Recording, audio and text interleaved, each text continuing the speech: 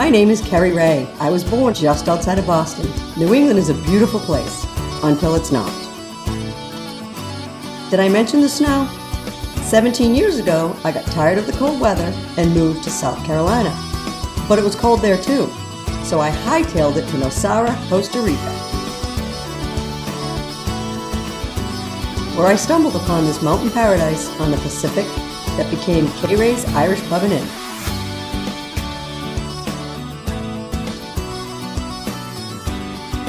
My pub with a pool in Costa Rica.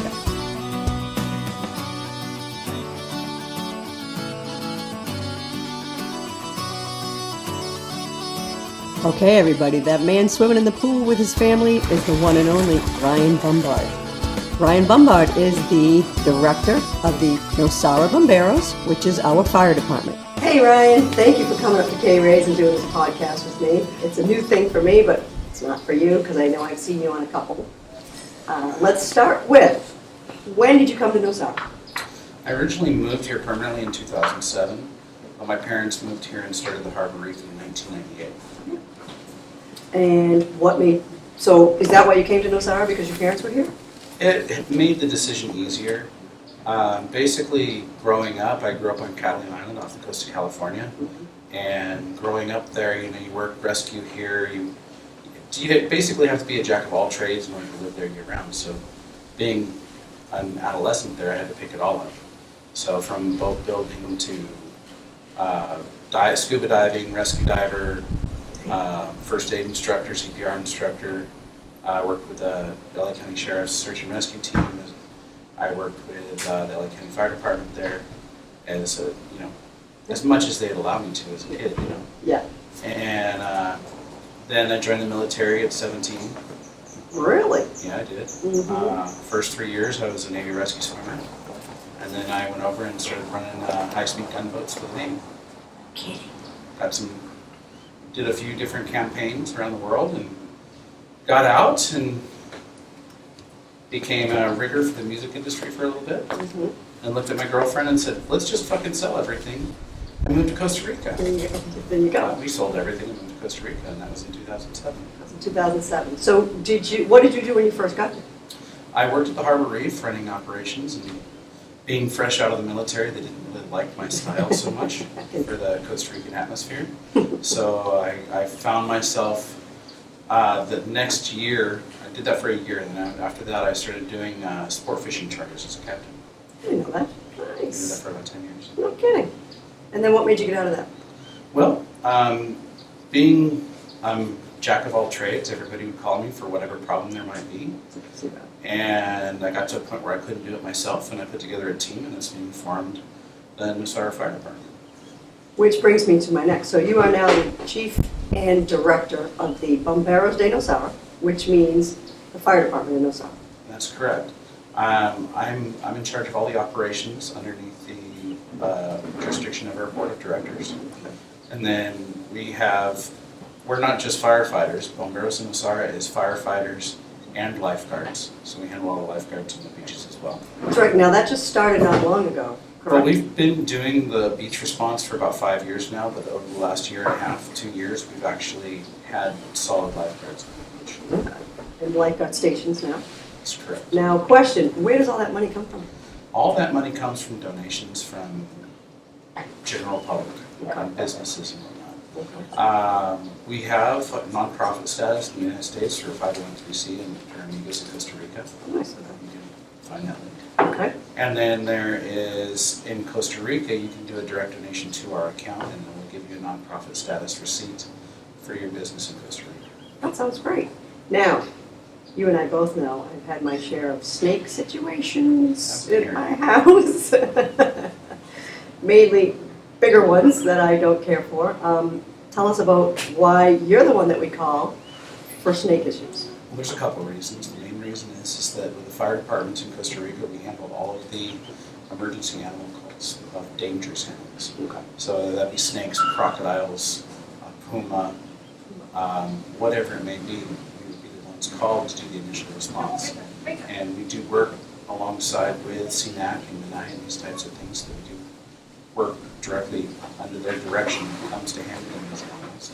I also work with the University of Costa Rica, the Institute called Rica, which would be the Venom Institute, who does all of the, they make the anti-venom for the majority of the Americas and parts of the rest of Africa and the rest of the world. I didn't know that.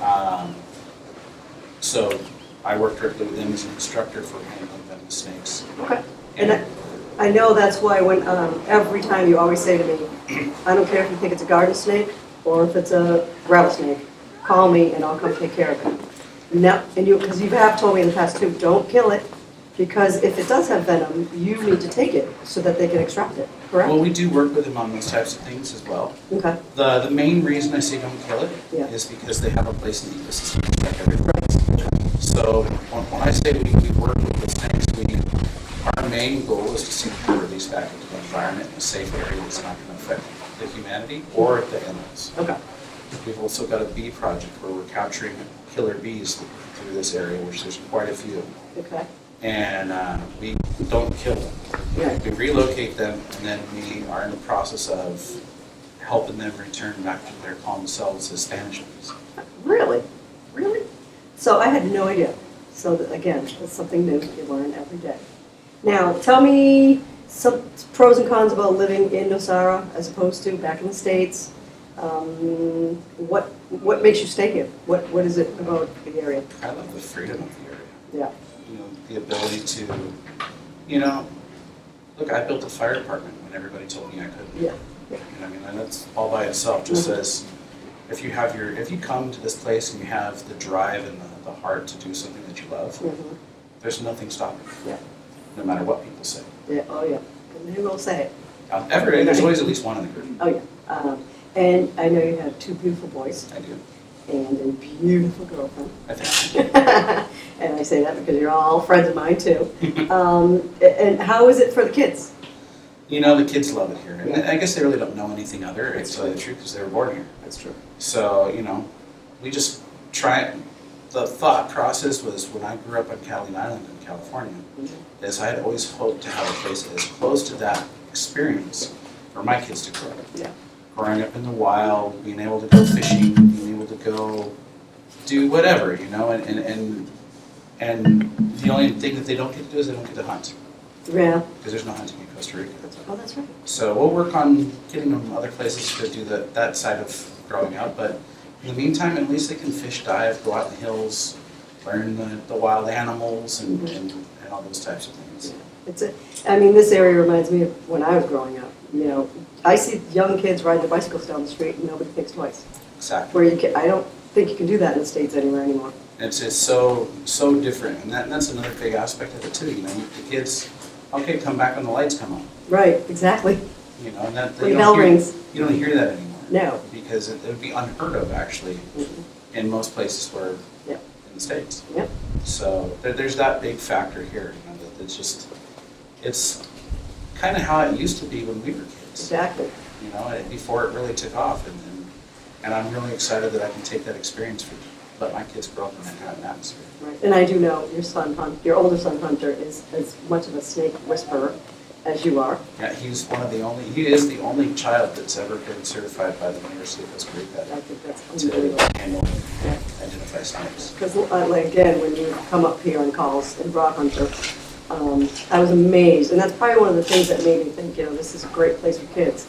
How just he got right in, actually pushed you out of the way, and said, "I got it." He enjoys it. And he was, I think, 9 at the time. He started helping me with snakes about 5 years ago. Yeah, and I just thought, you don't really see that anymore. A lot of kids in the States. I come from a lot of bigger cities, so I don't know what it's like in a lot of other areas in the States. But it just seems like the kids aren't as interactive. But well, I think it's as great. Hunter was growing up, and my wife passed away a few years ago, cancer. Hunter spent a lot of time in the fire truck. Yeah.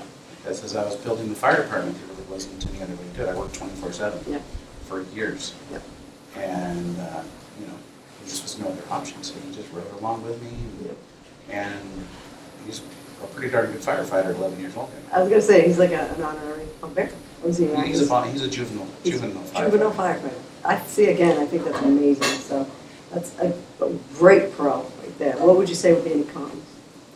The cons are the lack of law. Yeah. You know, like if there was, if you're really in trouble and you need the police and you need law enforcement, there's a very big lack of response when it comes to those types of things. That's true. You know, and then again, on my side, you know, I don't mind handling and protecting my family, but not everybody can do that. Exactly. Now, do you think there's anything that can be done about that? We just Yeah, they're working on it, you know, but there's laws changing, there's, you know, a lot of investigations going, there's a lot of things, but in the near future, I don't see much change. So let's talk about actual firefighting. What is involved? Because, I mean, look at the mountains. It's a vast area that you're in charge of. Okay, so generally what we deal with in firefighting is we have like, I'll say 3 different types of fires that we work with. We deal with structural fires when houses catch on fire, which generally is either by propane gas or electrical problems. I'd say that's the 95 percentile reason for those. We have a lot of trash fires because everybody feels like they should burn their trash, which turn into larger problems generally after that. And then we have forest fires. So we have, our team is a multitasking team that can do pretty much everything. So we do also deal with electrical fires on power lines and whatnot, and go and put those fires out until the power company can show up. Okay. Vehicle fires, pretty much all the normal fires, but we have a lot of, you know, jungle fires. Right. You know, for people burning their lots and they just don't put a fire line, they're just like, we're just gonna burn our lot, and they let it on fire and the whole place goes in. It's awesome. Yeah. And so that's generally where we get into that. We're getting into that season now for more of the trash fires and forest fire, jungle fires. That season generally starts around mid-January until probably, I'll say, late June. Oh, I was going to say May. Okay. June. You know, Really? it Okay. carries over a little bit. When the rains start, it slows the bigger stuff down, but we still have the ones. Yeah. We do a lot of emergency medicine and vehicle accidents on the roads. That's a big thing that we deal with. There's traffic accidents every day. A lot of stuff going on there. Yeah. We have vehicle extraction tools, the jaws of life, etc. We do vertical rope rescue.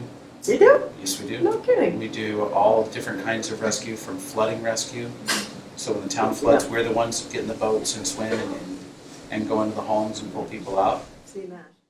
Okay, so you've mentioned a couple times animal rescue. When people like me from the city move here and we're freaking out about snakes, can you touch base again, like what kind of snakes, how many dangerous snakes are here? Because I know I was thinking it's, you know, boas and rattlesnakes, and all the snake population here are dangerous, and what do I need to do to avoid them? Okay. Well, we live in Costa Rica, and there's 143 species of snakes in Costa Rica, and 23 of them are venomous. So out of all of those snakes that live in this country, we live in an area where we only encounter 4 of the venomous snakes. 1 of them lives in the ocean, 3 live on land. Okay. And out of the 3 that live on land, they live on the ground, in the dirt. So you're not going to have any of the arboreal snakes that are venomous. That's good to know. There's lots of the non-venomous snakes, like your boas, your cat-eyed snakes, your leer snakes. That, you know, and they're all scary to this person that doesn't understand what they are. But they all have a very important purpose here, and most of us plague control. They're the ones eating the bats and the rats and the critters. You know, we even have a snake that eats scorpions. You know, they do a really important job here. And if everybody just kills them all, that's when all of a sudden you have these big problems in your house, and they're like, "Oh my God, my house is full of cockroaches." Right. You know, so It's good to know. I didn't know that. there's a big purpose for the snakes. So when the venomous snakes, we have 3 classified venomous snakes in this area. One is a rattlesnake, the Central American rattlesnake, Protolus. It is clearly it's a rattlesnake. It's got rattles. Yeah. It's definitely something that will put you in the hospital if you're bitten by it. We have the slender hognose pit viper, Palthrium ophiurmegus, which is a viper that, in Spanish, it's called Tarobachinga. I've never seen one in this area. I've been here a long time. Okay, good to know. They're more up north. Okay. Then we have the coral snake. It's a Central American coral snake, Macruros nigrosines. And the old rhymes that they say, red touches black, Yeah, that stuff really, it works great in the United States, doesn't really work well in Latin America. Okay.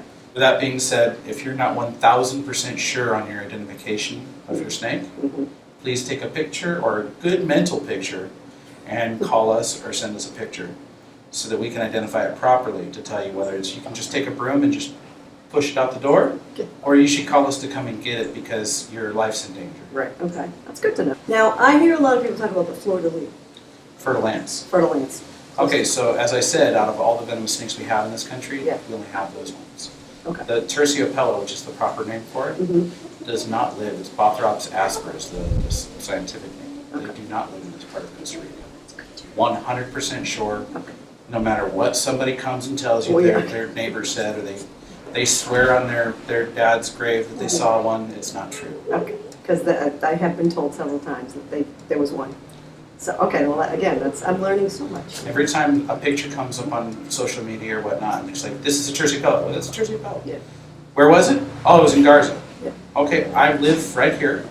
I need to come and verify that so I can register it properly as really being there. Yeah. Because it's very important for statistics. Because they don't exist in this area.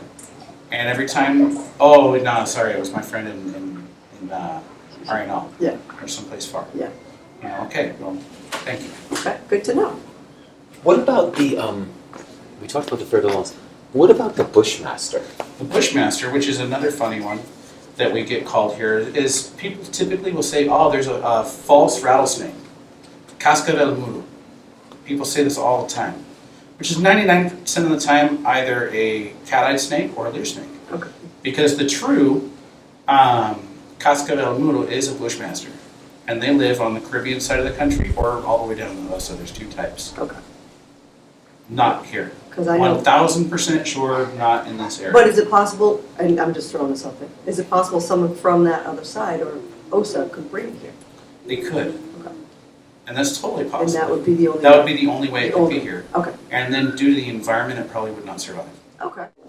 Now, how do people get in touch with you, find you as a bombero, as what I call snake whisperer, to get more information, especially maybe new people that are moving here that don't know what bomberos means, like I didn't for the first 2 years, and just what you all do and how they can donate and help with the cause, because without y'all, I mean, I would have lost my property 4 years ago if it wasn't for you and the whole team.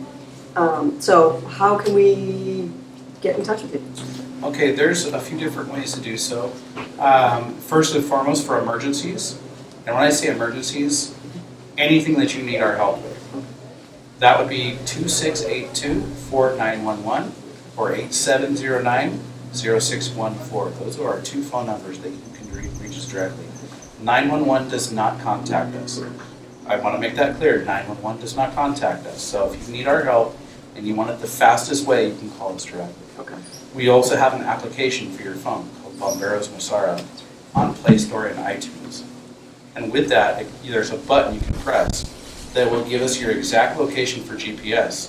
And you don't even have to explain where you're at if you have trouble speaking Spanish. So that is, and every page on that also says donate. Yeah, okay. So you can donate from the application.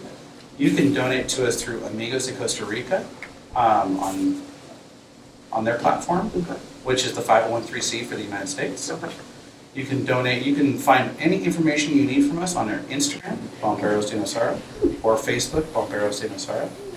And then at the same time, if you need us, please call. We are always available and always, well, at least listen to what you have to say. Okay. And I know for a fact 24/7. that that's true, because I called you several times. Okay, well, I appreciate you being here and taking time out of your busy schedule to chit chat with me and keep on doing what you do. And you know what? I know. Ryan, thanks again so much for being on the show today. You can swim in my pool anytime. And folks, please download the Nosara Bomberos app and show some support for this wonderful organization that does so much for the community. You may not think so now, but I guarantee one day you're going to need them. K-Rae's Irish Pub and Inn.